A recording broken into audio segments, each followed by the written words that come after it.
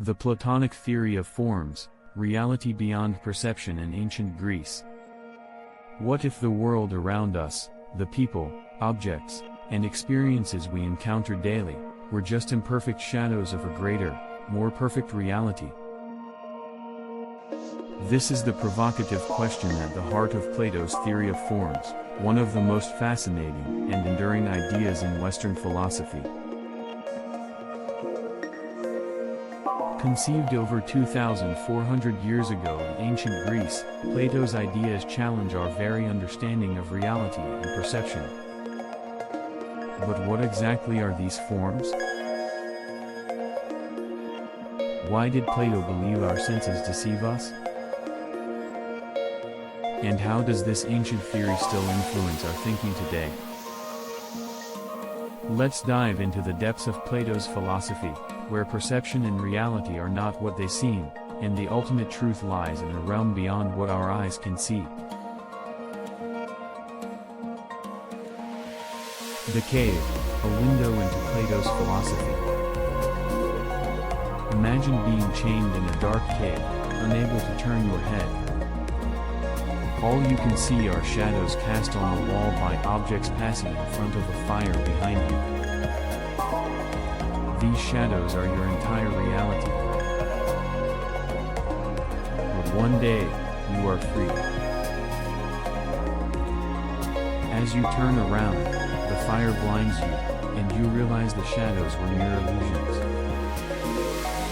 You venture out of the cave into the sunlight and are overwhelmed by the true forms of the objects you once knew only as dim outlines. This famous allegory of the cave, from Plato's Republic, serves as a vivid metaphor for his theory of forms. To Plato, most humans live like prisoners in the cave, mistaking sensory perceptions, the shadows on the wall, for ultimate reality. The journey out of the cave symbolizes the philosopher's quest for higher understanding, a movement from the deceptive world of the senses to the world of pure reason and eternal truths. But what are these forms that Plato spoke of so passionately? What are the forms? The theory of forms posits that the material world, the one we perceive through our senses, is not the true reality. Instead, it is a flawed and impermanent reflection of a higher, unchanging, and perfect reality known as the realm of forms. The forms are abstract, eternal, and universal ideals. For example, the form of a circle is not any specific drawing or object but the perfect essence of circularity, which all circles strive to emulate. The form of beauty is not tied to any particular face, painting, or sunset but represents perfect beauty itself. To Plato, everything in the physical world participates in its corresponding form.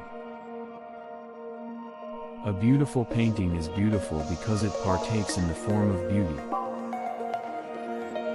But no earthly object can fully embody its form, just as no shadow can perfectly match the object that casts it.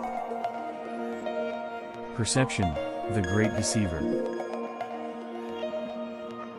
Plato argued that our senses, sight, touch, hearing, taste, and smell, are unreliable guides to the truth. The material world, grasped through the senses, is a world of change, decay, and imperfection. Yet true knowledge, he believed, could only be attained through reason and intellectual contemplation.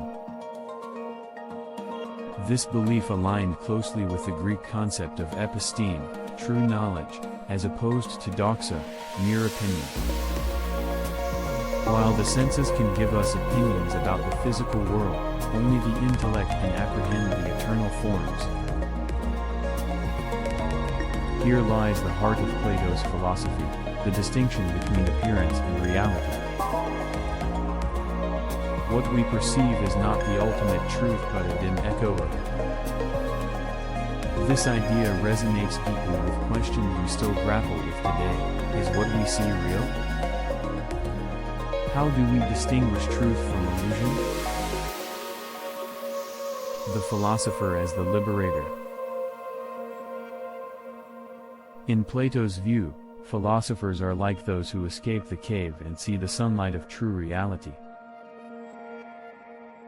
They have a responsibility to return to the cave and guide others out of their illusions, even if the prisoners resist and ridicule them.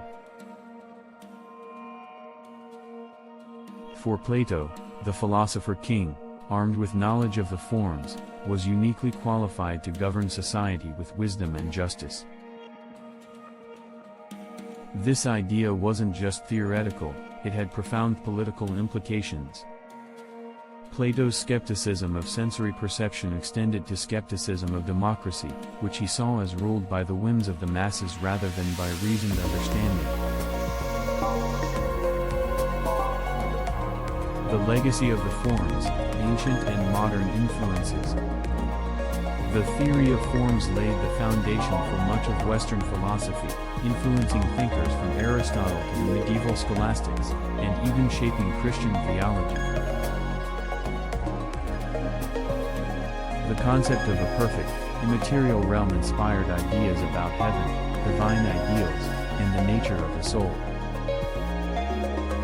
But Plato's influence isn't limited to ancient or religious thought. His ideas resonate in modern discussions about the nature of reality. Consider